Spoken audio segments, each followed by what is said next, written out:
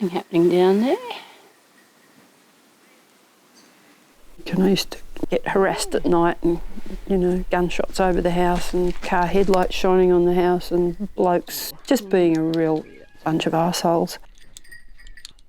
Because they were building the Thompson Dam at the time, and they knew there was a single woman living down in Goopers Creek.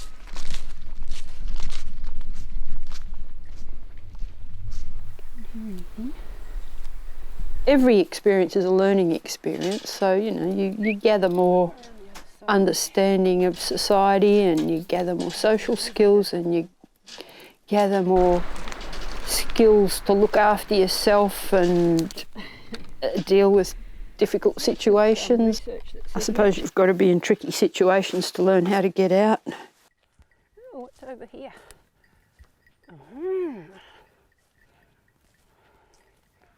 Oh dear. That's one of my geese. That's a shame. I've lost 3 geese in the last few months. Obviously this is a female. Fox or wild dog. I've always had at least 2 big dogs and a gun behind the door.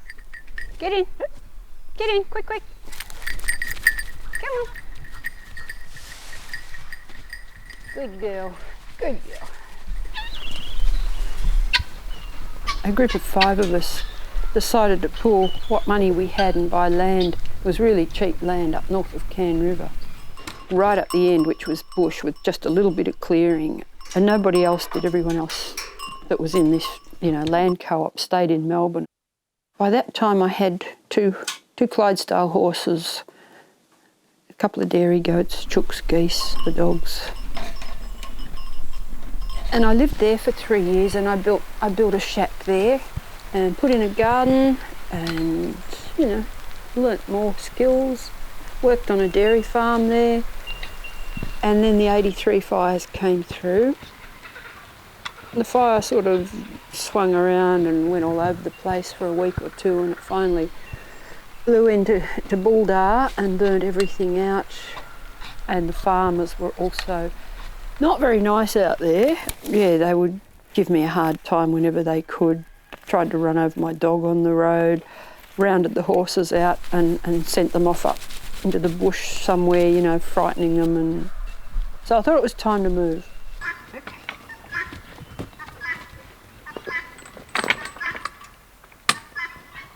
So I pitched the teepee on the banks of the Ellery Creek and got a job up the Snowy National Park as a track cutter. And I had to fight to get that job. There's a lot of people here that applied for it, and they were all men, and only men got interviews.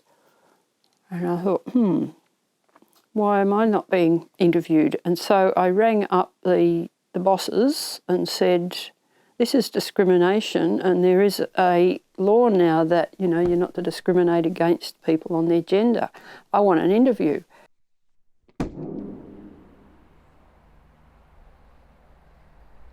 So they interviewed me, and they were saying things like, have you ever used a chainsaw? I said, yeah. Can you da-da-da-da-da? I said, yeah, sure, I've done that for years. Trying to find a reason not to employ me, and it was like, they had to employ me because I was the only woman that applied for it. Otherwise a dry, mostly sunny day. For Melbourne, mostly sunny with patchy fog early this morning. Areas of haze about the nearby hills with a top today of 22 degrees. Tomorrow becoming I spend most of my time now on the campaign. There's so many things to try and fix in this world. There's been a couple of wins that I've been really pleased about.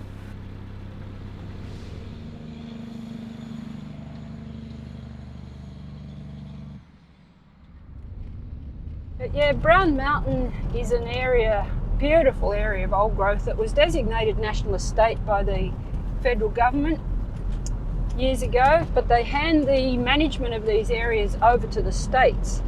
And when they gave it to Victoria to look after, it's got the values exactly the same as a national park, only it doesn't have national park status.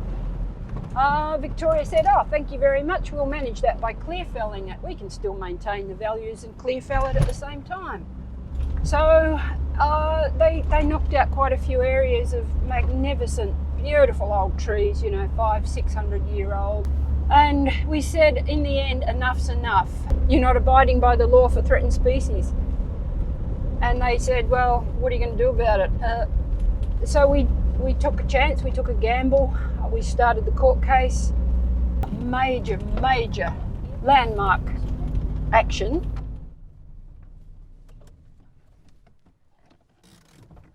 We had a lot of support from the public because the public are just sick of seeing these beautiful forests that the public own, yours and mine, destroyed for wood chips to pad the pockets of an overseas paper company, basically. And it's destroying so much that we need here in Australia. We won the court case and this area still stands, and beautiful giants like this tree, which we've named Lofty, is here to support generations more of powerful owls, greater gliders, all these really rare wildlife species that depend on these old growth forests. They're climate moderators, they provide filtered water, they create rain, they're wildlife arks for a lot of our threatened and endangered animals, and it was all just being bulldozed and burnt and destroyed.